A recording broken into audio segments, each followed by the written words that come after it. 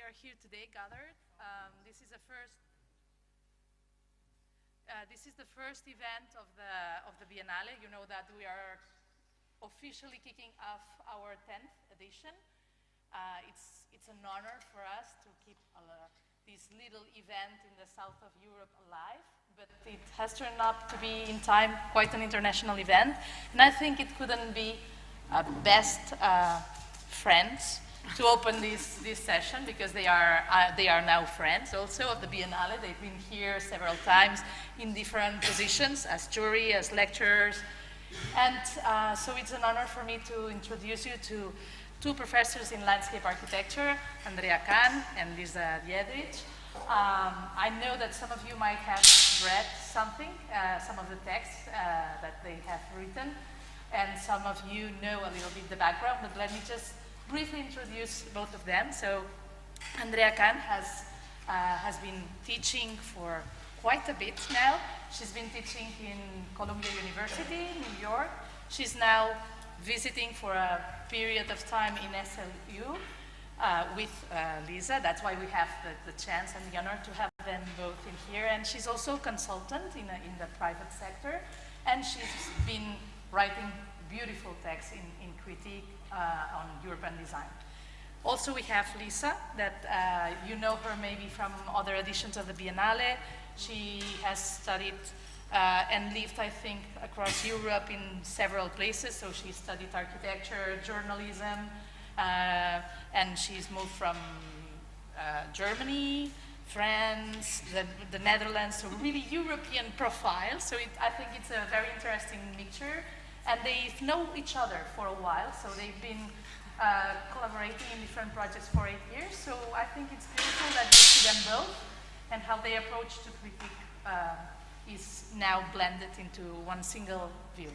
So thank you very much for being here with us, and good session to all. Thank you for that great introduction. So it's a pleasure to be back in Barcelona. I was here 2 years ago with Lisa, to attend my first international Biennale. And you can see an image from that pop-up green event from last year, which was a pleasure. It's really great to be in an architecture school. I also was just saying I've never been in the school here, even though I've been to Barcelona often, and I have had many students who have gone through this school in my long years of teaching that you generously mentioned. I trained as an architect, but over the years I have taught in architecture, urban design, landscape architecture, urban planning, and it's a path that really reconfirms for me again and again how important it is to collaborate across all these fields and not operate solely in one if we really want to do something about the environments that we live in. So our topic today, what critique can do, or what critique does.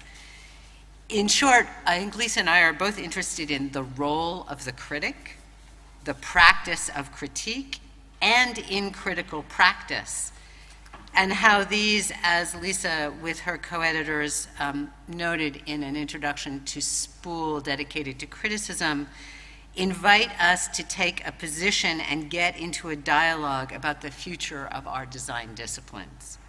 So what opportunities does critique, its practice, our actions as critics, what do these present to enrich and strengthen what designers, whether we're architects, landscape architects, or urbanists, do in our research, in our professional practice, and otherwise? So a moment ago, I mentioned that my last trip to Barcelona, not my first, was in 2016. And I came for the 9th annual Landscape Architectural Biennale. And if you've never attended that, the 10th begins. I just learned, I was going to say here in 2 days, but just learned that we're starting it. Begins now. I encourage you actually to go to the other venues on Thursday and Friday, and in particular to the Rosa Barba Prize competition presentations. And here you can see a screenshot from the 9th annual last year, the 2016 selected projects from the Rosa Barba Prizes. The part of the Biennale, that part, was extremely impressive to me and very, we say in English, immersive, like you're taking a bath in landscape architecture. Because how often do we get to hear 10 design practitioners talk about their work and their thought process all in one day? Before this experience, that never happened to me. So 2 years ago, I listened to 10 Rosa Barba finalists present their selected projects on the first day of the Biennale, and it was a whirlwind and also a worldwide tour. It started at 9 in the morning and it ended at 7 at night. And of course, there was a big lunch break because we're in Barcelona. And designers from Australia, China, Germany, France, the Netherlands, Switzerland, Thailand, and the United States all spoke in those 10 hours. We thought about it over lunch, even though they weren't talking over lunch. They got up on stage and they all delivered very carefully, very completely composed lectures. Because it was an important competition. It is an important competition. And the presenters had to work very long and very hard to talk about their work because this lecture is the last public step in the competition judging process. It's like the last day of the Olympics when you have gone through all of the exercises, but you get to do your routine, right, as a gymnast. So about the third lecture, I found myself starting to ask questions as I sat there and listened about how each finalist was actually approaching the task of presenting to this jury. What did that landscape architect describe as the context of his or her work? What issues did they choose to prioritize in their remarks about their project? How did each presentation frame how we were meant to understand that project? How did they assess their own practice? And how did those lectures define their work as professionals? So here you can see one set of pages from my notebook. I was sitting there listening, and while the topic of each lecture was the design of a particular landscape project, my listening was focused on the design of the actual presentation. You can see some very scrawly sketches. Those are notes, visual notes of what slides did they show and in which order. How was the project described? What images and ideas did they use along the way?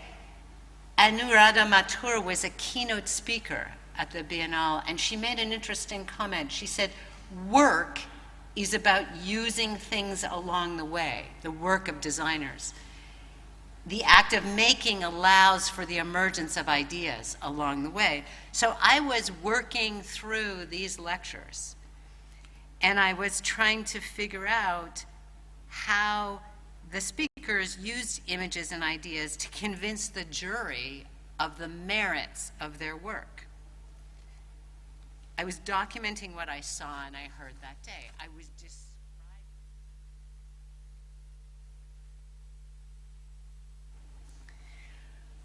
Another page of that notebook. You can see there's some yellow highlights here. Sorry, can you hear me now? I wondered not only what words were they using, but in what order did they articulate that language? Because what we say first and what we say second says something about what we think is more and less important. What does it mean when a designer claims, like on the top of the right-hand page, you have to master the water? Interesting.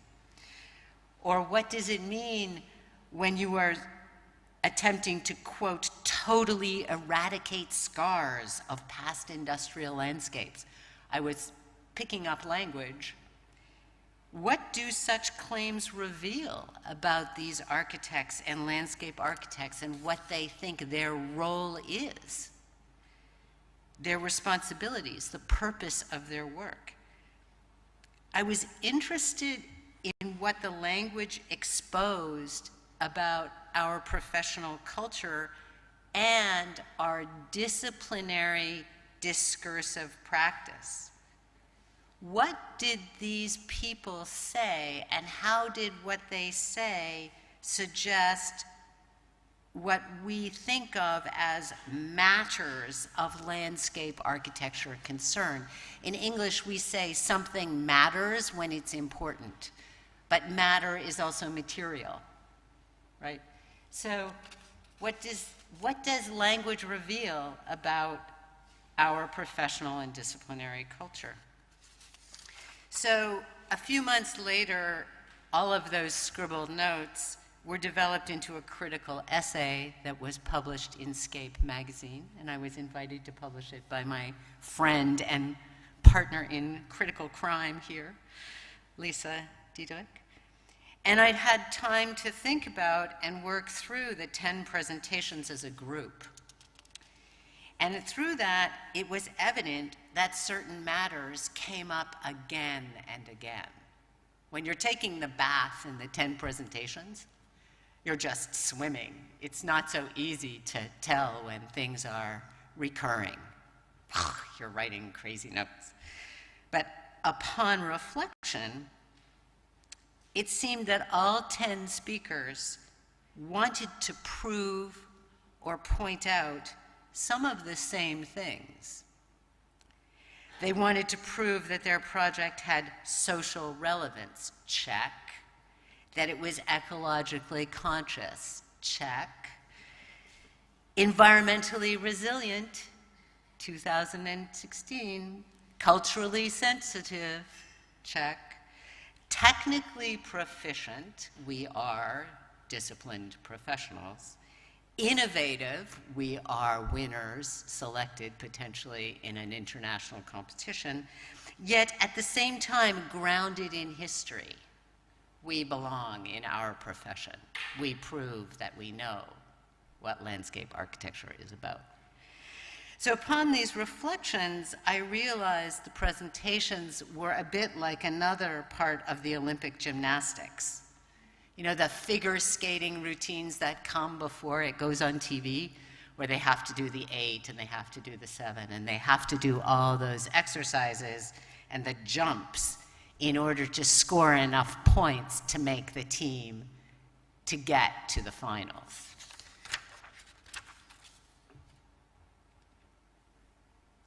Why am I telling you the backstory to this essay? It was entitled Connect to History and Do Good, but to what end? Transverse thinking about practice. I think because the history of the making of the essay helps explain how criticism comes about. It starts with careful documentation, involves a process of taking a step back, and through that step back to reflect on the meaning or the values or the issues that a work provokes. So writing this essay was an exercise in what the late French landscape architect Michel Courageux called transverse thinking. So as writing, it involved a process of thinking through, of working through material to understand it, carefully considering the language of each presentation. I was bringing my history as a student of comparative literature from many years ago to the table. But as I started to think across the group, transversely, as Michel Courageux would say, a landscape architect should think, I started to see tendencies that revealed not only the characters of individual offices, but of the field of professional landscape practice as a whole. So I started my work curious about how designers design presentations to convince a jury to give them a prize. But where I ended was on a totally different level. I ended up asking what those stories tell us more broadly about landscape architectural practice today. And it seems they tell us two things.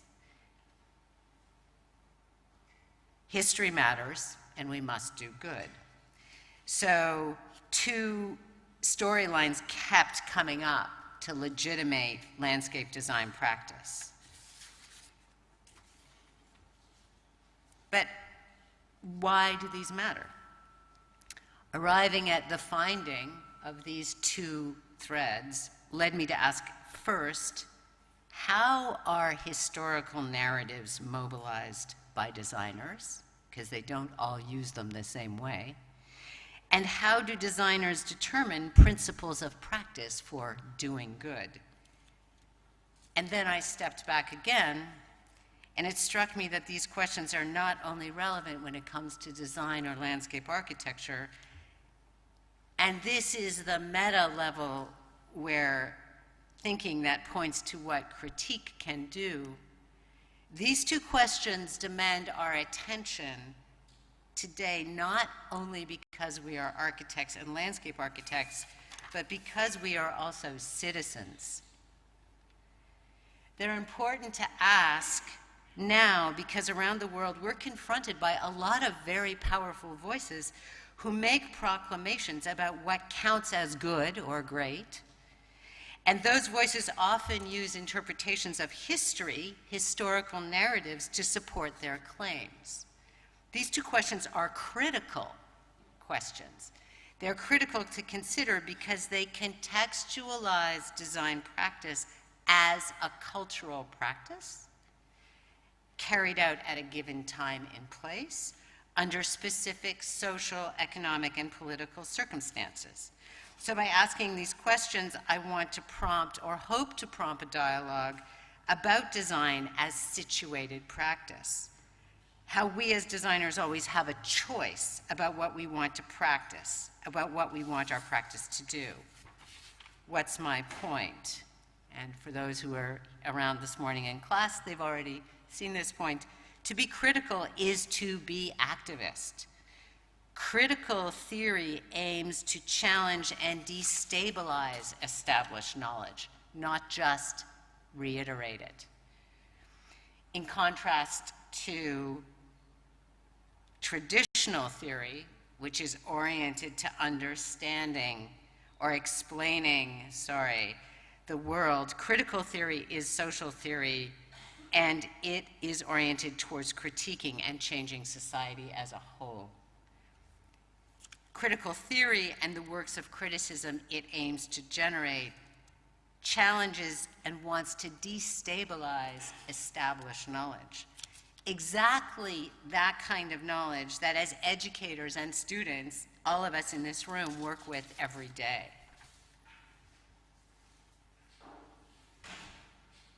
It is the job of institutions to define and standardize established knowledge. Hayden White is a historian and historical thinker who has written disciplinization, that job of learning to belong to your discipline, the thing that happens to us in school, we become disciplined, is a set of negations. It consists in what it marks out for repression for those who wish to claim the authority of discipline itself for their learning. For us to claim ourselves to be scholars or architects or designers or landscape architects, we have to learn what those people don't do. We have to learn what is disciplined practice and what does not belong in disciplined practice. That's his point. Established knowledge, the academy and school all play a role in establishing and formalizing disciplined practice. A professional undergoes a lengthy period of training that certifies competence in a specialized area. Professions and disciplines need to maintain control over knowledge, very evident in academic institutions, of which I am a part, don't get me wrong. We all know this. This is the landscape architecture department. This is the architecture department. Don't step on my ground. We have difficulties, much as we want, to establish cross-disciplinary or multidisciplinary programs. If the landscape architecture department wants to work with the architecture department, who gets the budget for that? Oh, there's a little fight. It has to go somewhere. Each specialized and separate knowledge area is a kind of discrete territory of operation, which, as we are more and more coming to understand, is that discretion, that siloing, that separating of knowledge. It stands very much in the way of solving the kind of complex urban challenges and global challenges that architects and landscapes increasingly face today. We can't operate carefully in our own little boxes if we want to deal with the issues we need to deal with. So change is needed. And criticism offers a tool to channel change. It invites us to reassess what professionals and educators consider to be established knowledge. It helps us to transform how we are educated, potentially. It supports our efforts to modify how we practice, how we use knowledge, what we count as knowledge. The role of the critic is therefore to encourage change by having convictions. I spoke about this morning, but I'll note it again today in closing. As I was preparing for this course, I found a really interesting article by Bruno Zevi that was written in 1979, and it was based on remarks driven at the inaugural meeting of something called the International Committee of Architectural Critics, and that inaugural meeting was held in Barcelona in July 1979. And I would encourage you, it's a great essay, but the point that I just want to bring out as a way to close is, Zevi says, the key determining condition that influences professional activity, if you are a critic and want to influence professional activity, is the necessity to believe in something and to state that belief clearly. And I think that that applies both to critics who are writers, but also those of us who are participating in what one could call a critical practice, that as designers, as practitioners, we are also able and in a position to believe in something and state our beliefs clearly through our work. So on that note, I'm going to hand it over to Lisa, who will take up, I think, the question of what form and what format critical statements might take. Mm-hmm. Shall we move? Yeah, so we switch if you want. It's nice. Water with you? Yeah.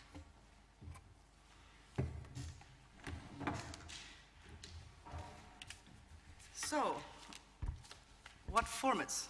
I actually was preparing my lecture and I had to leave for a quick gig in Gothenburg in Sweden, where I came across something that I didn't want to leave out from this lecture, so I incorporated it, because it was interesting that, as you can see here, it was me taking photos and being on an event on the so-called City Triennial in Gothenburg, Sweden, where actually a new opera was presented. Not yet finished, but in the way of making. And as you can see here, the team of those makers were there. Joshua Frankel, who's an artist, opera director, animator, his composer, Judd Greenstein, and the producer, Andy Hemmingson. They were there to talk about what they are now calling the opera about Robert Moses and Jane Jacobs, A Marvelous Order. So that was on stage. And it somehow astonished me, because operas are mostly written about some other kind of drama. But seemingly this was drama enough, and it was, to my understanding, when I was already thinking of this course, it was an opera made on critique. And you don't see critique so often on cultural events, and necessarily not on stage. So The Marvelous Order is a contemporary multimedia opera, and it is about Robert Moses, who most of you going through architecture history have been known as the master builder of New York. And it is about Jane Jacobs, who's a theorist and activist. She was living in Greenwich Village, also in New York. So The Marvelous Order is about the battle in between these two over the fate of New York City, when Moses plans to demolish Jacob's home and neighborhood. Jacobs leads a revolt, igniting a conflict that continues to shape, the makers of the opera claim, and I consent, the built environments around the world. So it's a story about New York City, but also a story about cities in general. It's a story about people who live in those cities. Also about how decisions are made on their behalf by those with authority and those who resist that authority. And this is my claim, who practice critique. So it's a story about two brilliant visionary urban theorists, each of whom turned their theory into practice, and in so doing changed the landscape of New York and the field of urbanism forever. And it all started from critique. So today, for the first time in history, over 50% of the world's population lives in cities, you all know that. And maybe, sometimes you could think of, they're all built in what the opera claims to do here, in a marvelous order. It's an impression one could get when looking through all those utopian visions of urbanism, and often those that are reminiscent of those quite megalomanic ones that were operating in Moses and Jacob's times. So, in a way, for the makers of that opera, and also for me, it would be a moment now that demands historical memory and critique, just as in those times. So critique is what actually links these two historic personalities of Jane Jacobs and Robert Moses in their fight for how to shape the city of New York. Jacobs' critique is what has influenced this city's development.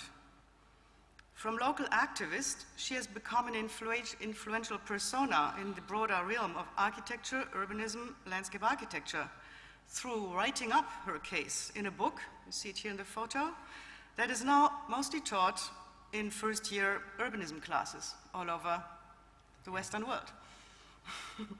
So in this sense, critique can change the course of things, not only in New York, but also in the urban landscapes of our planet.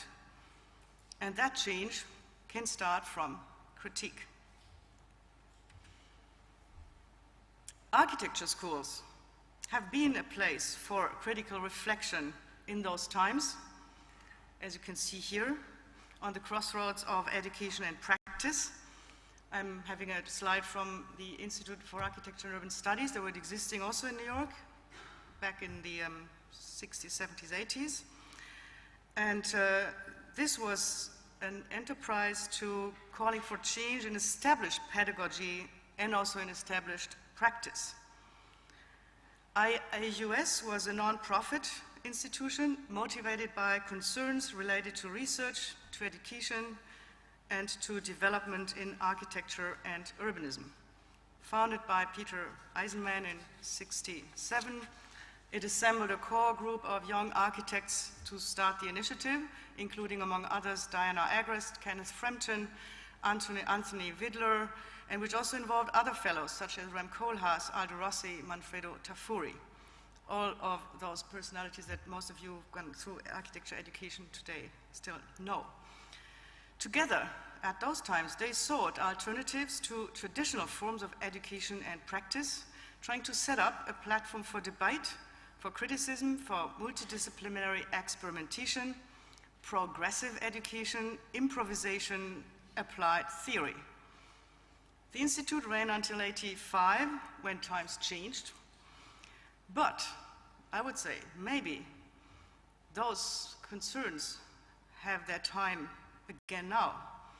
And it seems there's some sort of drama going on that even opera directors find it interesting to put urbanism ideas on stage, find them disturbing enough to present them to larger audiences. My question is then, well, all this was back in times. Who is following up today? who's nurturing the practice of criticism today? And I'm also intrigued to ask the question if maybe academics could play a role in this endeavor. And of course, even in the design disciplines, the scientific inclination to objectivity is not at all an epistemological obligation. There are few scholars practicing criticism as a form of academic writing, and even fewer journals are interested in dedicating pages to this genre. In fact, both parties, the scholars and the journals, shy away from what seems an unfamiliar enterprise. Design scholars would well write about criticism, but very seldom engage in criticism, be it as to criticize a design project, a group of works, or an epoch of particular designerly convictions. So I thought, together with a couple of colleagues, let's do it ourselves. If nobody wants to do it, we have to do it. You were an activist. Yes, together with my co-editors of this journal called Spool, situated at the Technical University of Delft, Saskia de Wit and Tom Avamate from Landscape Architecture and Architecture, Urbanism, respectively. We launched an issue of this design journal on critique.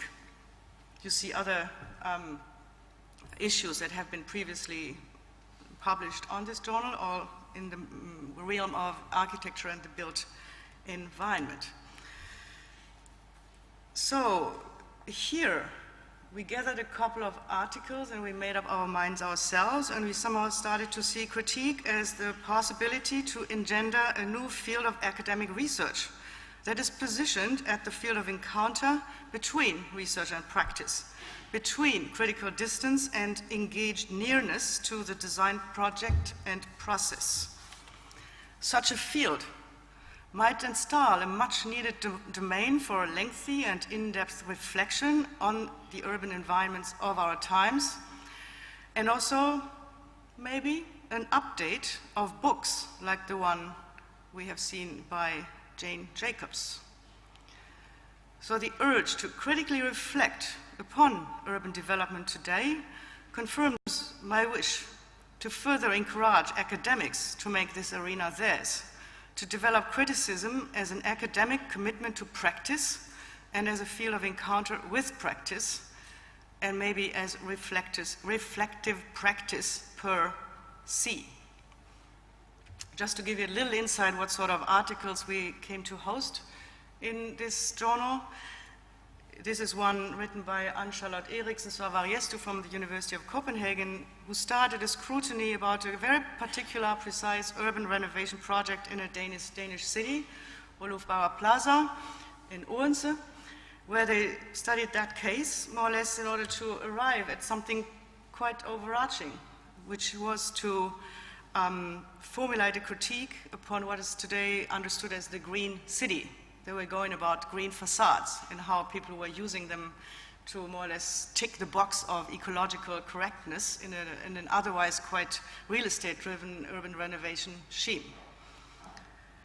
Another article written by Grete Blok and co-authors from the University of Antwerp was tackling an urban design or almost an urban planning competition on the greater metropolitan area of Brussels, in order to somehow critique much more than only this particular competition, namely on the fact that very often they see the hijacking of ecological and landscape arguments to downplay societal and political concerns in urbanistic action or design practice these days. This was my academic experience or motivation to somehow foster critique in those realms of academia. At the same time, I'm also an editor or chief editor of professional magazines and books, and I was wondering if professionals shouldn't also be engaged in this tackling contemporary situations through critique. And professionals, I was realizing, also have only very few initiatives to engage with it. There is very few underway to counter the absence of debate and of constructive critique or critical thinking in the design professions. And probably this is because designers are rather having an inclination towards competitive than collaborative business. They are mostly going against each other because they want to win a competition. They do not necessarily want to collaborate because then they're stealing ideas from each other and the one can't be the winner. A bit like the academy. Well, it's and disciplines. the story you told about the landscape and the architecture department is in a way reminiscent of it, you know. Professional academics. Same story. However, was I thinking, and through my publications I'm following up quite closely the development of profession, there is a necessity for designers to matter in society, because society impact is what mostly gets one a job these days. So rather sooner than later, those professionals, those designers, must go beyond each other's professional, well, very much legitimate, but also limiting concern of fighting in favor of the own business. And ultimately, I think, we could see them teaming up with each others and critically acknowledge their own productions. So here's the critique issue once again. So even if professional associations foster coexistence among professionals, they do not encourage critical thinking about ingrained professional habits, a bit like the ones as you described them, which is the first step, in my opinion, into advancing the profession with a view to becoming relevant players in larger societal issues. So constructive criticism, instead of competition, is hard to actualize in the professional arenas, nevertheless, I recognized. And again, if this is so, let's do it ourselves. So again, I teamed up with a team of committed professionals from all over Europe, and we have been going on for a while. We are producing a book series called Landscape Architecture Europe. Every 3 years a new book, and we kind of gather in order to be able to controversially discuss with what we call a jury and what we call an editorial team to publish a commented selection of projects which come from a call for entries in these books that come about every 3 years and which we call altogether a name, but each time, as time moves on, each book also has the title of what is maybe the main matter of concern, what matters most. And that matter here gets into a book. It's practice in material. So project critiques throughout all these editions of the Landscape Architecture Europe series have always been our driving force. We did not want to publish best practice. We always wanted to publish critique, a critical look at what the profession was producing, was busy with, was concerned about within a given time frame of always 3 years. The 5th edition, because you've seen 4 in the previous slide, the 5th edition is just now ready. It will be presented tomorrow during the biennial, because we are collaborating with the biennial since the time of our existence, almost. So we're always exchanging moments where we can also share our mutual productions as a professional practice, I would call it. So tomorrow, from 4 o'clock onwards, there are a couple of book presentations at the Architect Association, COAC, here in Barcelona, and the 5th edition of Landscape Architecture Europe will be presented by my colleague and friend Harry Haserma. What we do within that book, and I wanted to just give you a little insight, a preview, so to say, about what is critique in this 5th edition, because it operates on a multi-level understanding of formats of critique, as you introduced, I would introduce. For us, as being partly a jury who selects the projects and partly editors who write and comment and call in other experts to write upon projects, we somehow developed a quite complex form of addressing this critique in a book format. And about the 48 selected projects that you see here in the list, but also positioned in a map of Europe, and a particular period in time, 2014 to 2017. All these projects are very contemporary. So we operated on the level of individual project critique in giving each project, and then also selected ones more space to be written about by an independent author. And then we also engaged as editors ourselves in a meta-level critique about the body of work we had in front of us, just as the body of work you addressed when you were critiquing the Rosa Barber finalists. So here we have the 48 projects, which also all together form something that we consider also necessary to look at as an ensemble. From that observation, we filtered out three main aspects, a little bit like the two you filtered out from the Rosa Barber. So we were thinking about activities or attitudes that designers today had to have towards their professional practice, which are that they are about to care of landscape, to create landscape, and to act in landscape. Furthermore, with the juries being concerned by, again, more abstract matters, we also filtered out that two concerns were driving our discussions and also selection criteria that were if projects would somehow relate to understandings of nature and to understandings of democracy. So you also find basically these critical thinking back in essays or particular portraits that are interspersed within the project critiques and within the main three essays and what I was then also evolving in as concluding the book in an overview. So, practicing critique for us was the main activity we engaged in when meeting with the jurors and the editors in a 4-day, you could say, conclave almost in Wageningen, where our editorial home base is in the Netherlands. And here you see how we practice. It's hands-on. We debate, we discuss, we go also out. When projects were close by, we went visiting them. So this is practicing critique in actual space and time. And then, as editors, we took this into written form, because writing is another one thought process, as we also discussed this morning in our course. And here you see that we highlighted particular projects. Here we have one, I picked it because it's in Barcelona, it's Maria Lavernia Square Street. The critic we asked to write about it was Marina Cervera here, with a co-author. And you see that this is a project critique that is nevertheless embedded in what you see on other pages of this book, which is an essay that also looks at that particular body of work in which this project played out. So the essay, as much as the project critique, were critical reflections on different levels. And here you can see that the overarching essay is leading on to another one project, which is also situated here in Barcelona.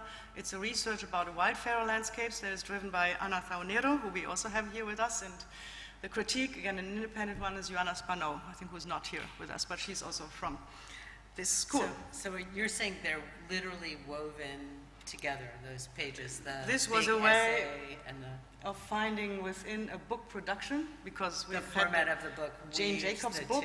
Now we have other sorts of books. That's how we somehow try to take up what someone else has started as a critical attitude, a critical piece of writing, as an activist piece of writing maybe also, in book formats that are operating, that are bringing newness to this panorama today. And somehow when I'm called in to be the chief editor of this publication, so I always try to wrap it up and also bring other aspects into the discussion, which are floating all around in our contemporary professional, but also maybe civic lives. So I took in a reflection that I presented in an opening essay about sustainability, because that's basically against which we all tick these boxes that you previously mentioned. And I was, again, figuring out what is our relationship to sustainability, but maybe in a different way. Can we translate sustainability differently as landscape architects? This was a landscape architecture publication. And I'm advocating here, this is my point, to take a political stance to all these ideas about sustainability, to each project that each one of the professionals would develop, to each one of the critics that came and wrote for us in this book. So political actions, of course, are sometimes hard to dare, but they as I advocate here, are maybe exactly what we need in order to make a change, to take profession, to take our convictions, to take the level with which we describe problems a step further. So criticism in this respect, for me, invites us to take a position and get into a dialogue with the critic and with others on the aims, the instruments, and the future of the design disciplines operating in the built environment in which we all live. It also fosters a debate on what designers produce and how it relates to societal needs, to expectations and responses. Criticism moves the evaluation of design projects and processes out of the realm of single opinions and situates it in a sphere of public debate, discussion, and evaluation. It changes our horizon of understanding, just as the horizon you see here in this photo. Another project of the LIE, the Landscape Architecture Europe book. So Jane Jacobs' engagement moved from activist in a particular New York neighborhood into a book that is still read now by every urbanism student. And I think we could hope today, again for many Jane Jacobs in our time, to be activists and book writers or any other sort of writers once again. To inspire us all to engage in a dialogue about our design visions and also change our default behavior. And that's, to my opinion, the ultimate idea or stance about what criticism can really do. Thank you.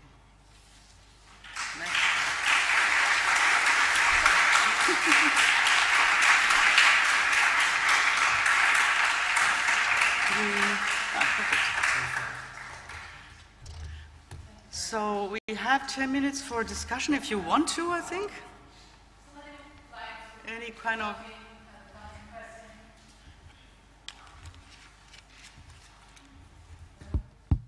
We can't present any books today because they're out, that book is out only tomorrow.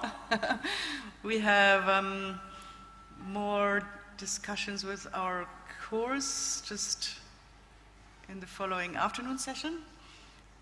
But if any of the course participants would like to get back with questions to us right now here, no problem. Engage in a dialogue. Exactly.